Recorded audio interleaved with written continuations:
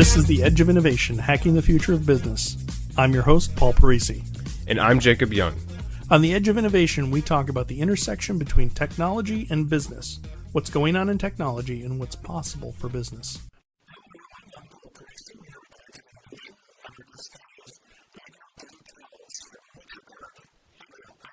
I am. Yep. So just like our slogan says, we protect you from people like us.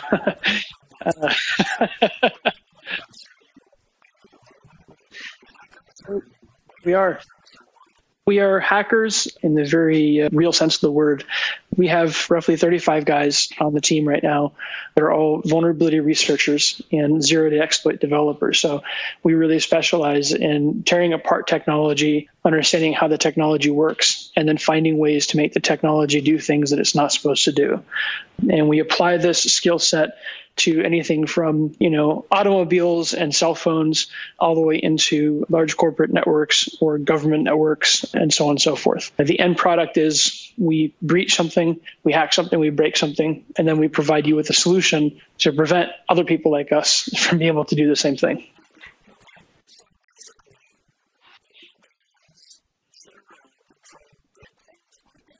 Yeah.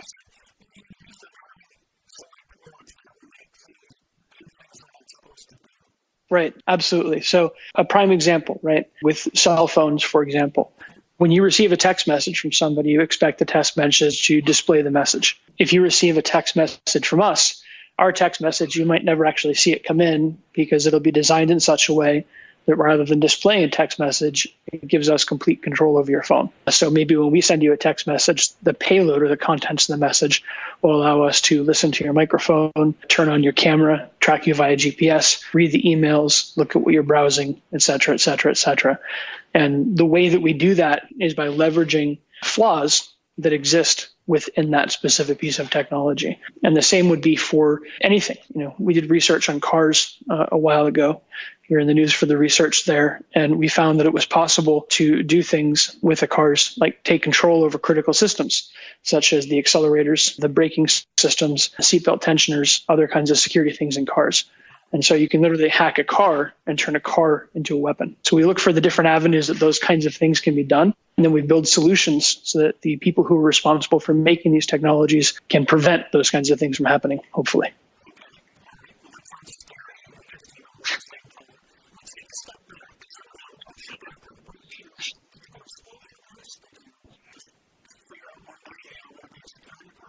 Yeah, so when I was about 8 years old, my father picked up a Tandy 1000.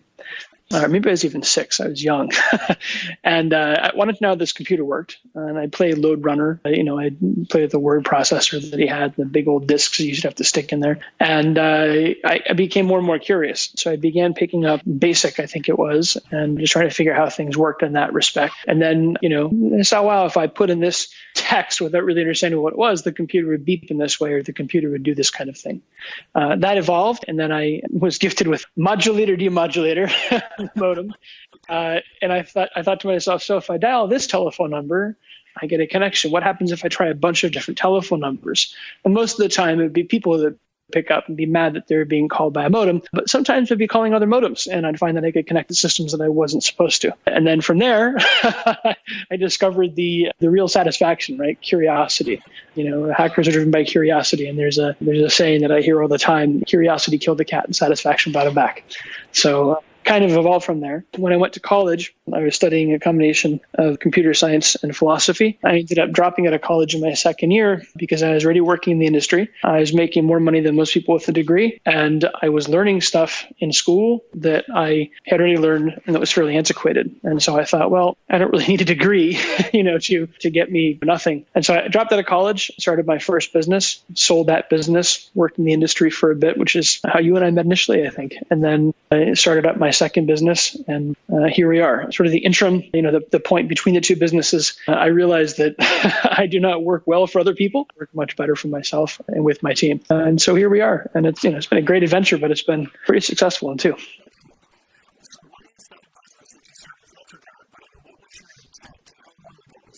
Yeah. So back in 2006, really 2005, 2006, right after we were running Snowsoft, or Secure Network Operations was the full name, we were approached by a bank, and the bank said to us, hey, we're looking for a penetration testing firm that will deliver a real hack. We really want to get hacked. And we said, well, we don't really do this kind of stuff. My team is really into reverse engineering and zero-day exploitation and things like that right now. We're doing vulnerability research and exploit development, but we'll try to find a company. And so we scoured the internet. We looked and looked and looked, and we could not find a penetration testing firm that would actually do what they said they were going to do. And they all said that they would do manual testing. They all said that they would, use a research-based methodology. They all said they were going to do these incredible things. But when it came down to really talking about the technology, they were all going to effectively deliver a vulnerability scan, vet the results, and produce a report, which is not what our customer wanted, or our friend or associate wanted. And so they said, well, why don't you guys deliver this test? And we said, all right,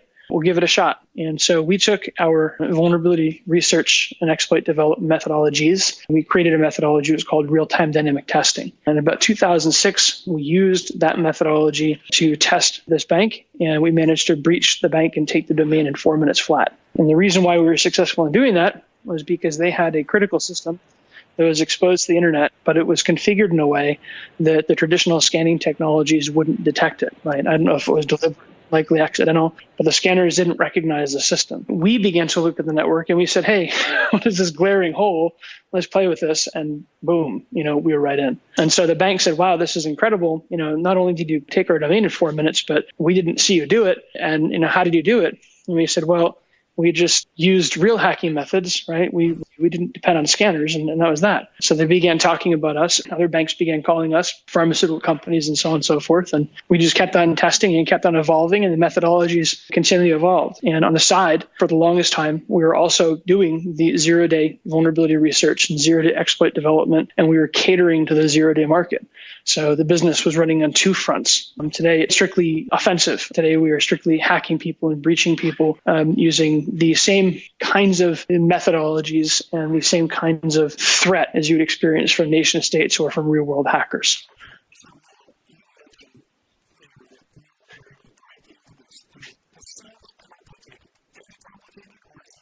No. It really isn't. The most complicated part of breaching a network is doing the research up front to identify the points of weakness. Once you identify a point of weakness, it's generally pretty simple to exploit it. For example, if it's going to be a local file inclusion vulnerability in a web application, right? You have to be able to understand how an application is constructed. You have to be able to understand how to apply a path so that you can include a file from the local file system, and just really where to paste or write a simple string. And that one simple string, enables you to call a file. So a really simple example would be an ISP that we were working on back before cloud computing was a really big thing. These guys were kind of like your pre-cloud computing hosted environment. They had an infrastructure set up with a management interface, and the management interface had a glaring local file inclusion vulnerability in it where you could see the path and you could see the file that was being called right in the URI. So what we ended up doing was we ended up generating a bunch of PHP-based error logs by dumping PHP code directly to the server, and that would get recorded the error log. And then we directed the path in the URL and the URI to the error log for Apache because we knew they're running Apache. When it loaded the error log, it interpreted the PHP, and we got a shell in the system. So it's pretty simple stuff. Yeah. Yeah. Yeah. Yeah, it's funny because even the most complex hacks become trivial once they're discovered. And so the real talent and the real art is in the discovery, and it's being able to think in such an obscure and different way, that you almost, it's not really outthinking other people, but you, for lack of a better term, you out art right, other people. Yeah. Yeah, exactly. And sometimes you have to build an entire ecosystem or environment for this thing to exist in to break it, because certain pieces of software are meant to exist in certain situations. They're meant to do certain things. So put them in a different situation that's designed specifically to make it break, make it uncomfortable. Doing that, that's really what hacking is all about. Always worried about keeping current with IT? Savior Labs is an IT and web services firm that cares for your business and team. Savior Labs solves problems so you can focus on what you do best. Prepare for 2018 with a free IT assessment. Just follow the link in our show notes and enter code SAVIOR, SAVIOR.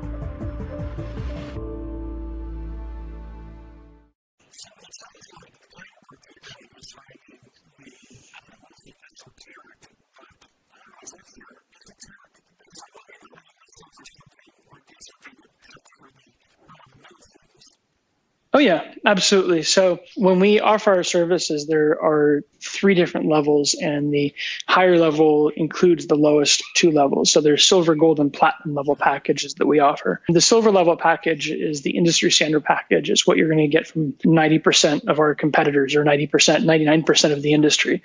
And it's really, how many IP addresses do you have? I'm going to price based off of the number of IP addresses, right? So you say you have 10 IPs, $500 per IP, $5,000. We don't price that way, but this is the competition. And then we're going to take the IP addresses that you give us, we're going to give them to a vulnerability scanner like Nexpose or Nessus, and then we're going to run the scan. The scan is going to find what it's going to find. We're going to pass the results of that off to a team of engineers. The engineers will exploit whatever is exploitable, and then they'll produce a report, right? That's sort of the entry-level penetration testing service. It's not ideal for several reasons. The first is when you price based off of the number of IP addresses, you're not actually pricing based off of workload. So suppose you have the 10 IPs and they're all running complex web applications, maybe 40 man-hours per IP, $5,000, that's $12.50 an hour roughly.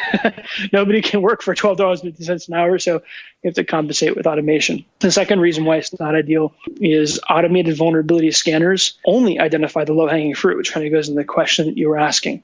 Right. So they only identify the basic stuff that exists, maybe 30%, 45%, someplace in that range, depending on how it's configured, of the vulnerabilities that exist within a network. So if your methodology depends on automation, you're going to be leaving, a major gap. You're going to be leaving a lot of exposure, which is part of the reason why businesses are suffering breaches left and right. So then you escalate up into the gold level of service, and the gold level of service will include that low-hanging fruit type thing, the basic checks. But then we bring in real-time dynamic testing, which is the methodology that we use for doing research-based penetration testing. It incorporates major components of our vulnerability research and exploit development practices. So real-time dynamic testing gets you closer to a 95% point of coverage as far as technology is concerned. We don't just use, and sometimes we don't even use, vulnerability scanners, but we really depend on our own experience, expertise, hands-on digging, right? And so that's pretty coverage. You get the low-hanging fruit, the basic stuff. You get the really advanced stuff in there. And then you go for the platinum. Platinum is realistic threat. We will cover the gamut, social, physical, electronic, and there's no limit to what we'll do. We have zero-day malware that we use. It's called Radon. We have different variants of Radon. The social engineering practices that we use have been written about in The Economist, Bloomberg, Forbes. We built a mouse that was fully weaponized that breached networks for us. All kinds of things. Yeah. So there's a very long-winded answer to a very simple question.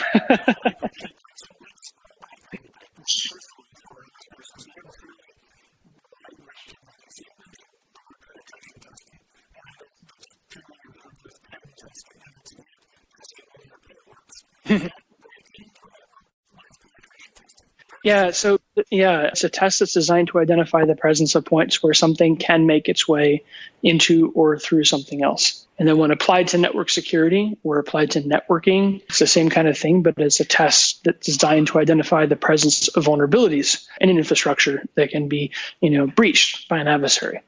Yeah. Yes, exactly. Yes. Well, yes. So we figure out how to get in, and we do get in. We demonstrate by exploitation. So we demonstrate by proof.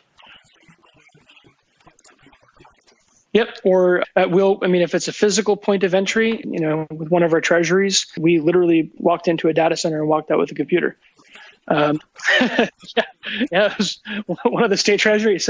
Yeah. In other cases, we've turned on webcams and microphones and recorded entire conversations in businesses. And in one case, we actually took a video of a guy picking his nose, playing solitaire, and drinking coffee. so we definitely.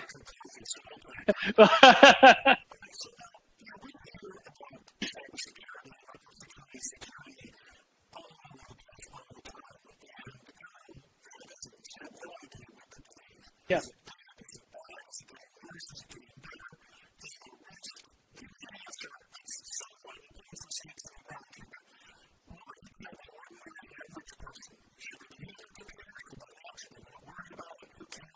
Yeah, there is no such thing as security when it comes down to corporate security or commercial security. There is just a market, and it's a self-perpetuating market.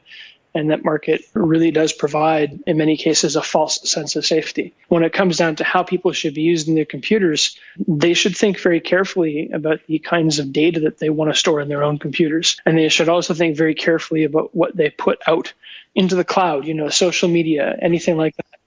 Because the moment that information is out there, it's no longer their information. It might be protected by contract, might be protected by privacy policies. But as we've seen with Equifax and as we've seen with Target and Sony, Hannaford, Home Depot, Ashley Madison, I could go on and on and on. The information is no longer their information. Right. And one of the things that has really surprised me about people is people think, well, Facebook is private. That's my Facebook page. Well, it really isn't. If you're a private person, you shouldn't put it out there. So yes, there's no control.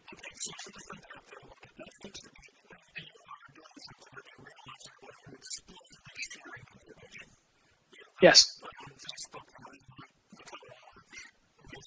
Yes.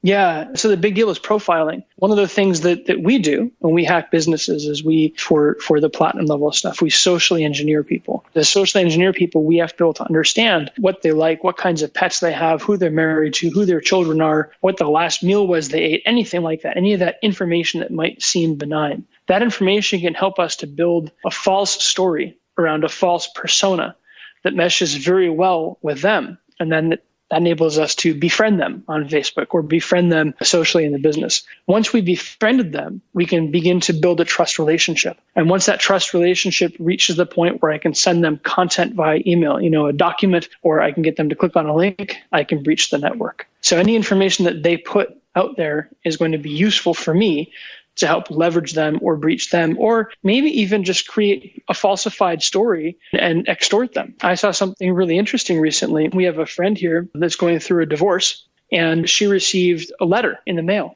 And the letter was sent to her house, but it was addressed to her husband, her ex-husband, soon-to-be ex-husband. And I said, hey, I have really dirty information on you, and I'm not going to share it here because I don't want your wife to know what this is. But, I think this is worth some hush money, effectively. And, if you give me $2,000 in Bitcoin, I won't tell anybody about this kind of thing.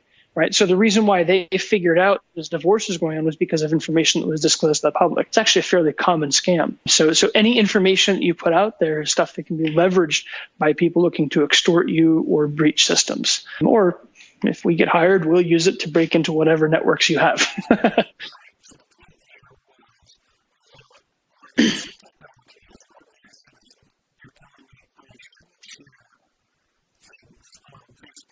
Right. Yes.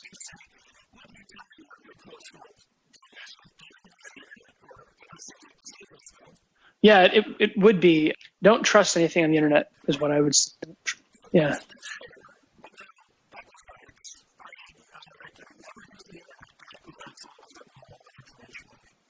That's right.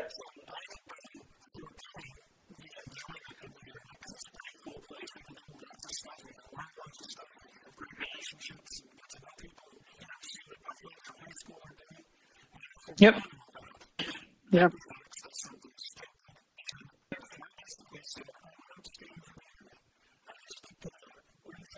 So your abstinence doesn't necessarily protect you. It'll protect.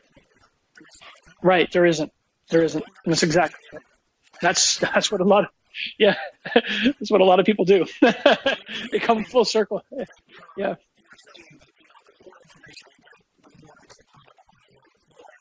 Yeah. Yep.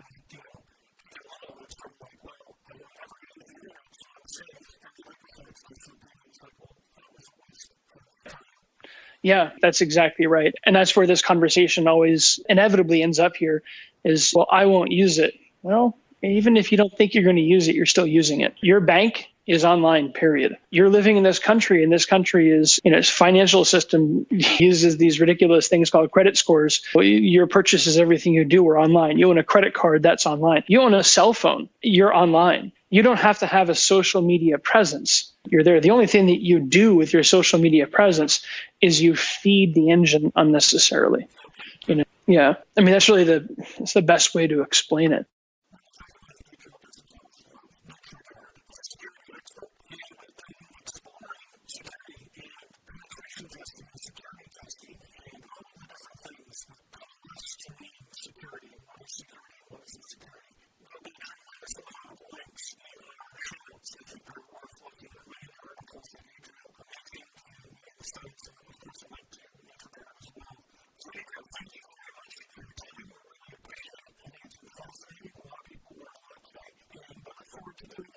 It's my pleasure, and anytime.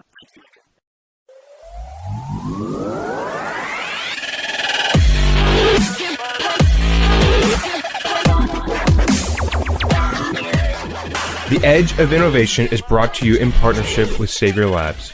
Savior Labs exists to help businesses mature and strategize for the future.